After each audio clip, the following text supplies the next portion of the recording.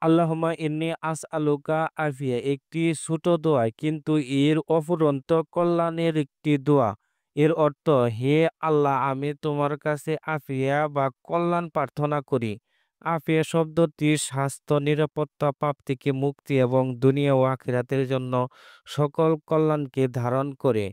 নবীজি সাল্লাল্লাহু আলাইহি সাল্লাম এর শেখানো এই দোয়াটি আধুনিক জীবনের চ্যালেঞ্জের মধ্যে আমাদের আধ্যাত্মিক আশ্রয়। দোয়াটির উৎস, দোয়াটি হাদিসে বর্ণিত একটি প্রামাণ্য দোয়া। নবী সাল্লাল্লাহু আলাইহি সাল্লাম বলেছেন, তোমরা আল্লাহর কাছে আফিয়া প্রার্থনা করো, কারণ আফিয়ার চেয়ে উত্তম কিছু কাউকে দেওয়া হয়নি।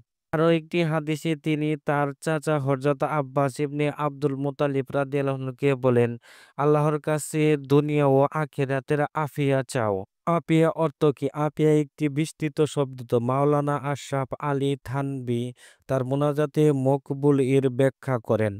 আফিয়া দুনিয়া ফিতনা, রোগ-ব্যাধি, পাপাচার এবং আখিরাতের শাস্তি থেকে মুক্তির কামনা করে। এটি শারীরিক সুস্থতা ও মানসিক শান্তি এবং আত্মাত্মিক পবিত্রতার সমন্বয়ক।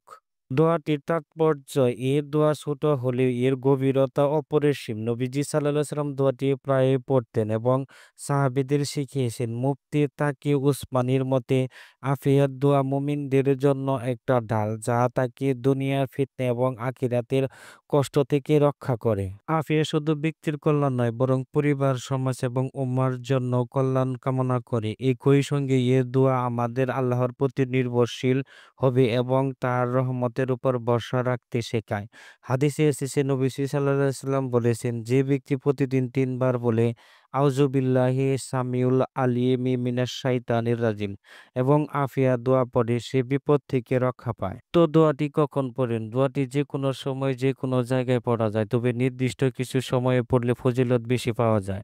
নামাজের পর, ফজর নামাজের পর তাসবিহ বা দরুদের সঙ্গে এ দোয়া পড়া উত্তম। সকাল সন্ধ্যা রিজিক, সকালে ফজরের পর এবং সন্ধ্যা মাগরিবের পর এই দোয়া পড়লে দিনভর রক্ষা পাওয়া যায়। বিপদের সময়, অসুস্থতা, মানসিক চাপ এবং ফিতনার সময় এ দোয়া পড়া শান্তি দেয়।